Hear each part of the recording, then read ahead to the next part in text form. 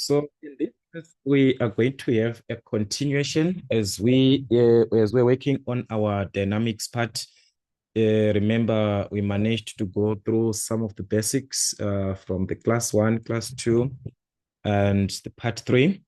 So actually, the part 4, it is supposed to be on the potential and kinetic energy. So with this, I just want us to go through, guys. It's been a long, and due to this, if you even go through, the people have been requesting on this part, guys, especially if you see the part 4, and I just want to thank you guys for the patience. Unfortunately, some of us have written, especially if I check this one 3 months ago, it means the person have already written part 4. Us with recently, we just gonna work on this part. And also, guys, as part of membership, as we can see, these guys here, they are part of membership. So I'm not doing this because of that, because of the request that was there. Okay, but if we check here, it's been long. If we check the first part that was being asked, it's been long, and more requests has been coming. So like I said, guys, I'm working also on your comments. So let's not give up. If I promise, just keep on asking on that part. I'm working on a lot of things. So that can help a lot as we are working together as a family. So anyways, I'm just going to quickly go through this part. I need us to understand the basics of this class. Then we're going to go through the questions. We shall see as the time goes on how it is going to work like. So on the potential energy, as we had before, remember your science 3, and also the kinetic energy part. If we are dealing with kinetic energy, let's start on that one, the kinetic energy. So as we work with the kinetic energy, we are simply referring to energy that an object possesses due to motion, that is due to movement. All right, so let me just have it down. So that's the energy an object possesses. Okay, so this one is going to be possesses due to motion. There is a movement there. When there is motion due to movement, there is a movement. Meaning to say, if we consider from point A to point B, what we are going to need is the velocity. At which velocity? At which velocity? So at that velocity, we can determine the kinetic energy now, where our kinetic energy will be given by the formula half mv squared, as we do understand, measured in what? In joules that you can have. So in this case, I'm not going to go much into these formulas. We do understand from our basics of N3, the velocity that we are given here, remember, from our linear motion. Sometimes you are not given the velocity, so do remember those formulas, all right? Do remember your basics. If you're given the final velocity, it is equal to the initial velocity plus AT, all right? V is equal to U plus AT. Also, V squared is equal to U squared plus 2AS. We are working with what? Where the velocity is. Maybe you can have this S is equal to U plus V over 2 times T. Also, the final velocity is there. All right. This one does not have UT plus half AT squared. There we do not have the final velocity. Okay, this is the initial, no problem. So that is, if maybe you are not given that velocity, you are going to calculate it. And the velocity as we have it, it corresponds to the time that you are given. Why am I saying velocity corresponds to the time that you're given for that particular moment? It is because acceleration is uniform. It is just like a constant value, this one. That is why you'll be given the object accelerates uniformly on that part uniformly. It means acceleration is just going to be something constant for that movement in a straight line. But the velocity changes at different points as the time changes. The velocity will be changing, but the acceleration is constant, uniform throughout. So that is why I'm saying you must find this velocity corresponding to the given time. So you must be very careful there. Which time are they referring to? It's not just to say the initial information that you're given, you work with that one up to the final answer, up to the final question. No. They can change the time. So you find the velocity according to that given time. All right, then another part that we're going to consider, it will be on the potential energy. And as of the potential energy, it is affected by the height, this one, all right? So the potential energy.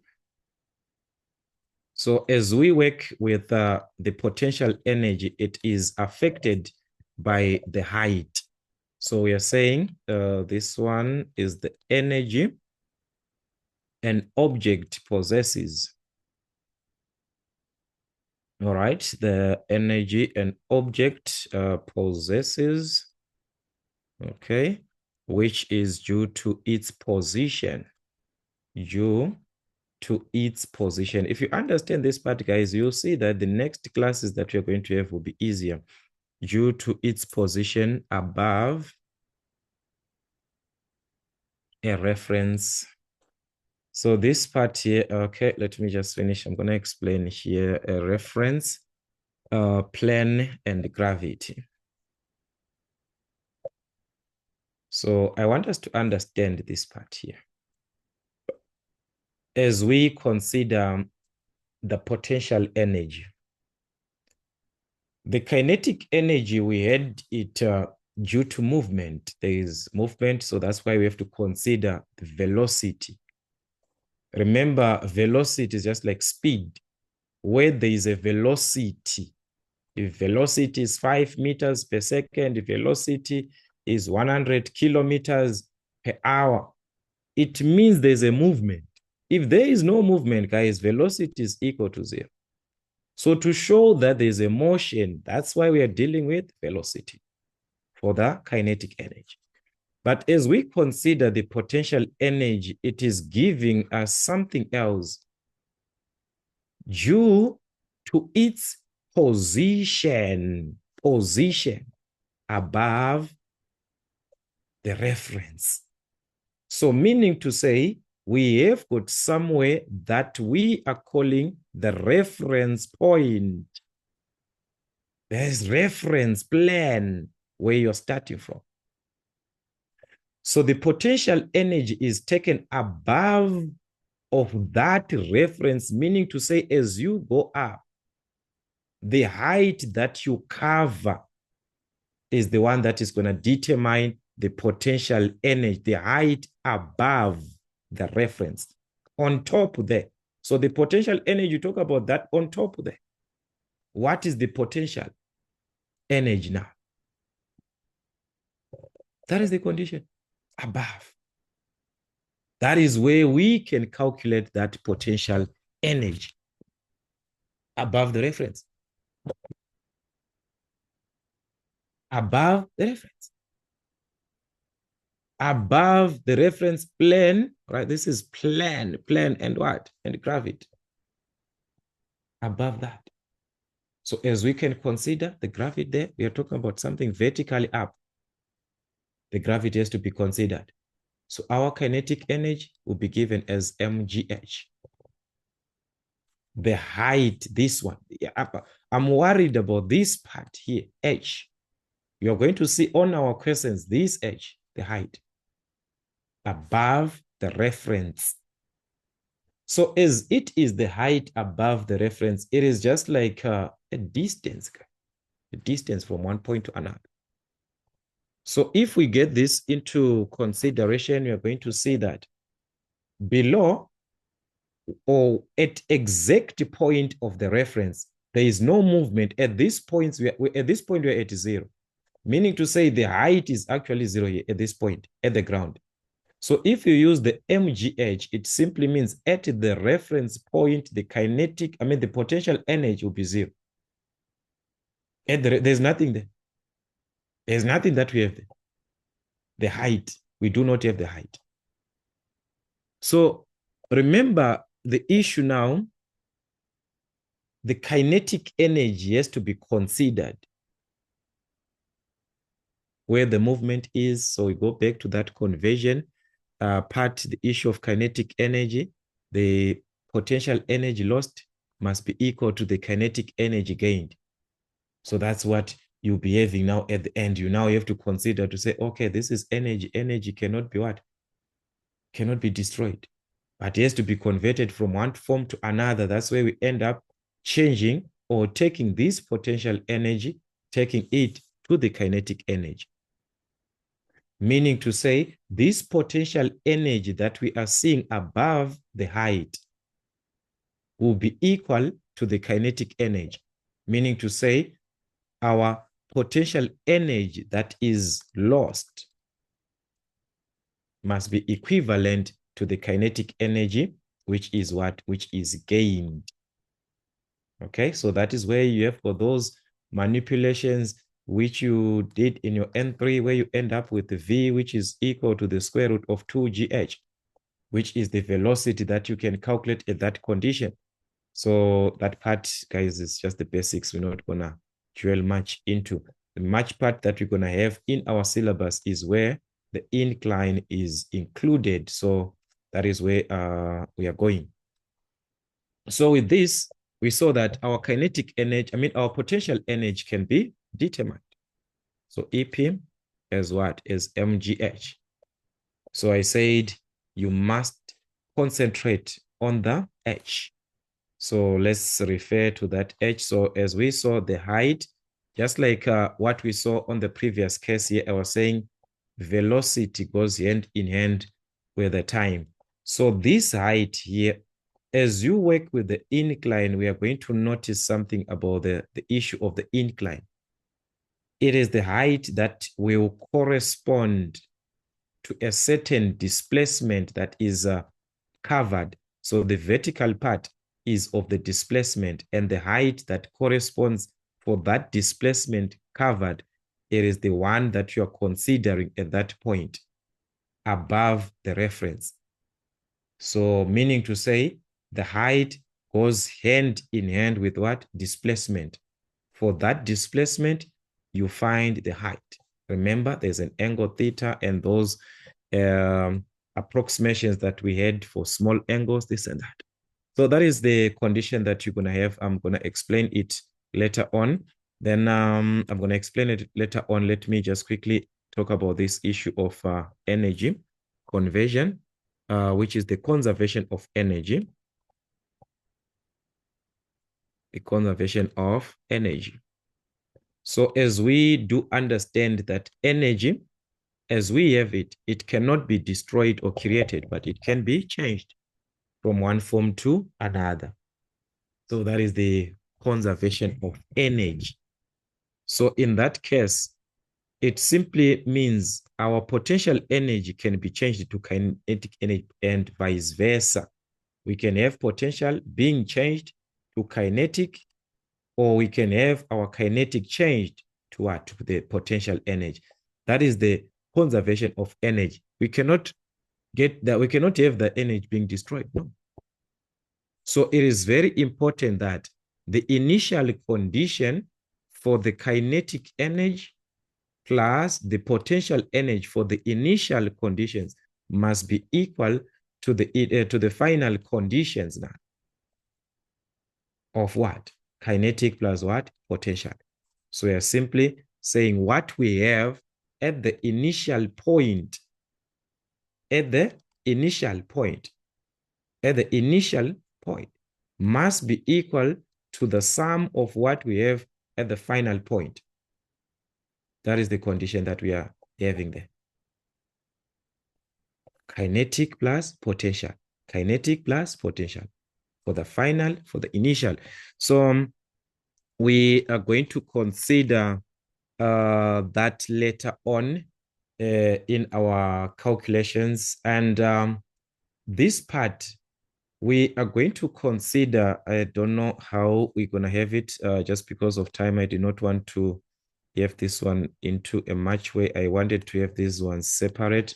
So because I wanted us to consider in terms of these potential energy and kinetic energy, but as we have our movement, the movement up an incline, and also we're going to consider for a movement that is down an incline. So if you consider a movement which is up an incline, from what we had here, remember, these are the basics of your notes. So now we want to consider to say an object is going up. By the way, we must consider that an object, guys, as you have got an incline this part. As the object is going up, it is definitely there's a movement. So it is accelerating, going up, an incline. An object can also start from the top there, going down. That is down the incline, accelerating down the incline. So it does not mean, guys, when the object is going down, it is decelerating. No. Where are you moving from? It is like a slope, or what can you say? It's like you're on a road. Then the steepness of the road, you've got a road which is a little bit steep, like in terms of going down. The movement of the car depends on you. The movement of the car is depending on you. As you are having that part here, you can increase the speed. Whether you are going up, it is up. You can increase the speed as you are going up, or you can reduce the speed depending from where you are starting from. So the conditions when you're answering questions, when you're having this, it is accelerating. Most of you end there, accelerating. Then you think the object is going up because they said accelerating. No. Someone can even be increasing speed as they are going down the slope. So you can accelerate down, you can accelerate going up. The acceleration there, it is on the involvement of what? The speed. Change in speed, change in time. Remember that. So as you are going down the slope, you can be accelerating. As you are going up, you can also be accelerating. So do not end there. Continue with the statement. You are accelerating, going where? Are you accelerating up, or are you accelerating down? That is where you have to consider now. So in this case, we are talking about, we are referring to the condition where you are accelerating up. You are going up an incline. So when you are going up an incline, this is your object. Take note. You'll be given the information about the object as it is going up the incline. From the information that you are given, guys, the only thing that you can consider there as a constant value, it is the acceleration. Only, we talked about that because it will be a condition of a uniform acceleration. The moment they say it is accelerating uniformly, uniform, constant. So meaning to say the acceleration is something that we are going to consider as our constant, does not change for that question. So what now is going to be the effect to our question? The effect, as the acceleration is constant, will be on the velocity and the displacement and time. Let's consider for kinetic energy first. This is our object. Remember, we talked about that consideration, guys. 1 in 40, 1 in 30. It simply means this is 1, this is 30, just like A in B. It simply means this is A, this is B. Those things, arctan of this and that. Then the small angles where I referred the sine of theta approximates to tan of theta for what? For small values or for small angles. So for small values, we're talking about a small value, all right? A small value as a value which is less than 1 over 10, less than like 1 in 10, which is approximate like 0, 0.1. Something less than 0, 0.1, it's a small value. So when it is like that, you can use the approximation.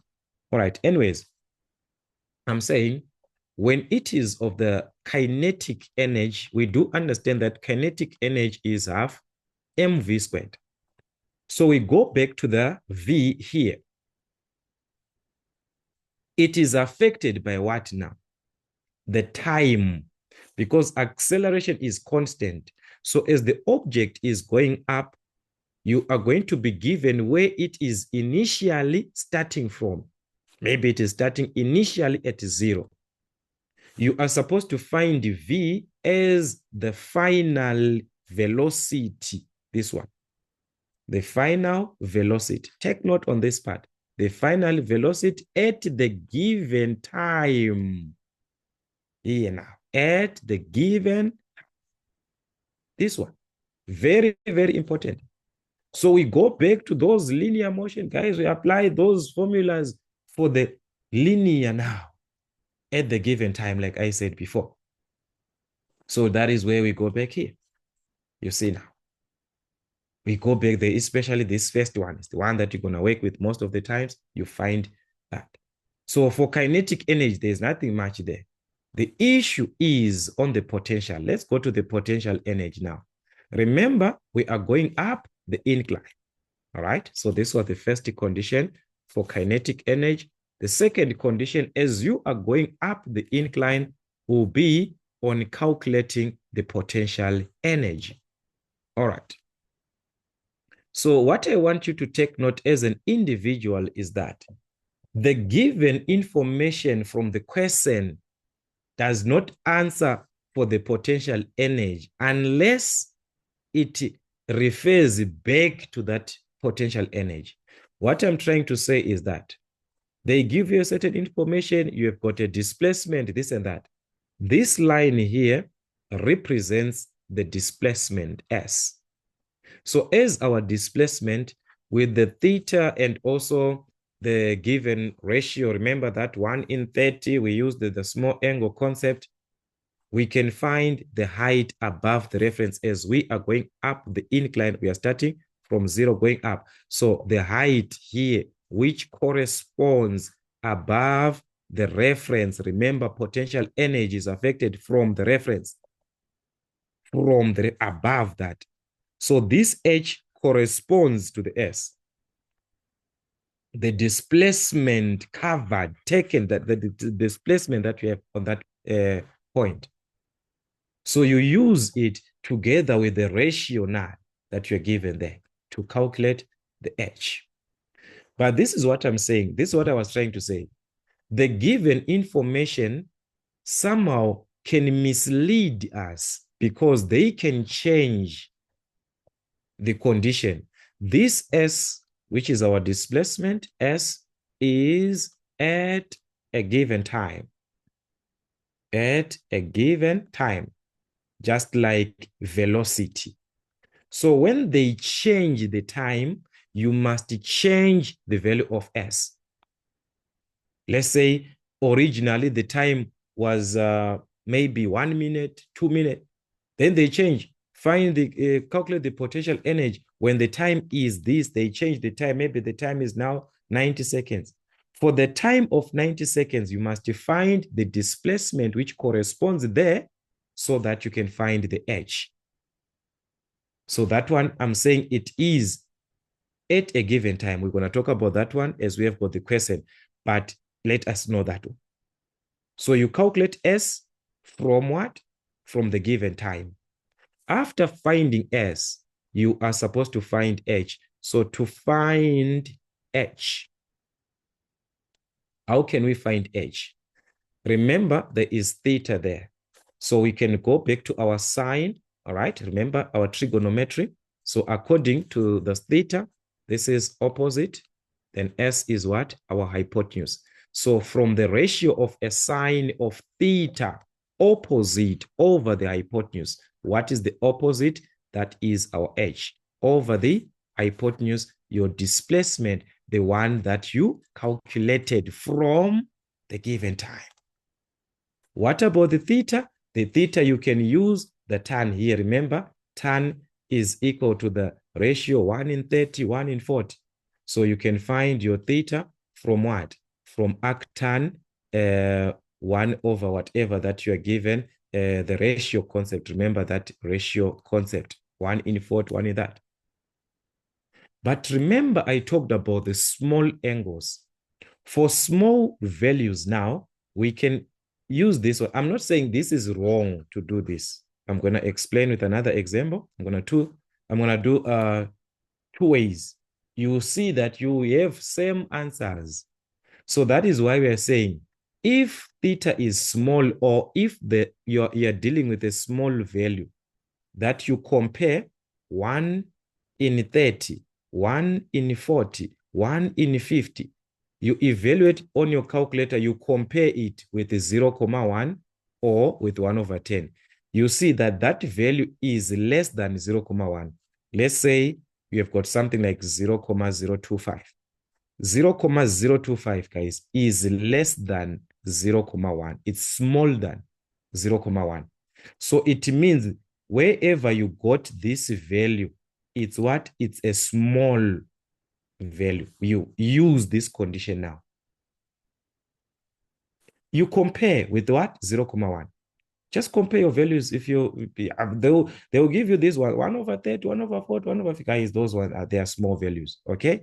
So when it is small now, this is what you do. Okay. In short. So to find H, remember, so another way, or we can simply do this one for small angles or for small values. Since tan approximates to the sine of theta, therefore, you take, since sine of theta is equal to H over S, you are going to take H over S, your displacement. Remember, you calculated this, you have it. What you need to calculate here is what? Is H. Remember, we want to find H, guys. We want to find H. So H over S represents what? H over S represents sine of theta. But we are saying the same sine of theta is equal to what? It approximates to the tan of theta, which is equal to the ratio. Remember, the tan of theta must be equal to the ratio. So you equate now H over S to the ratio 1 in what? 1 in 30, 1 in 40, whatever that you are given there. So you equate this one to the tan of theta. I hope you understand me if I say the tan of theta. The tan of theta is the ratio that you are given. Ratio given. 1 in 40, 1 in 30. You equate that one. Then you simply find your H there. When it is like that, guys, it's easy. Find H. Even this one is easy because you have theta there. So any one of these, guys, do not even want to say for small angles of what? Guys, anyone that you want. So if you understand this one, if you want to understand that I must find theta, then if I find theta, you use it. You still get same answers, approximately same answers. They will be approximately the same, those answers that you get. But take note on what? On your S, your displacement. It is found at a given time, and for that given time, our S goes hand in hand with H. So it means as H is found, as S is found at a given time, therefore even H is at the given time as well. H, the height that we need to determine what? the potential energy. Like I said, potential energy is based on what? The height above the reference. So therefore, our potential energy can be calculated from mgh. But take note, where did you find this h? The h, which is the one that we are saying it corresponds to the given time, which means it corresponds to hs, to this s, the displacement. So if it corresponds to that, it must be calculated from this ratio or from this condition of the small angles. It's up to you. That's it. So we are going to look into our questions. So that's our potential energy, which is in joules. I think that's it for this class. I did not want this class. I didn't want to be that long, so that we do not have a lot of information without examples. But for the basics of examples, I want you to just go through the textbook that you are using, because I'm going to be working mostly with activities, so that you as an individual go through examples. But if there's an example that you have in your textbook that you do not understand, then you let me know, okay? But for the best of our revision, so that we do not have much repetitions of something that you have in your textbook answered, I'm going to be focusing on questions as from activities. So we'll see in the next class. For now, that's it. Till we meet again.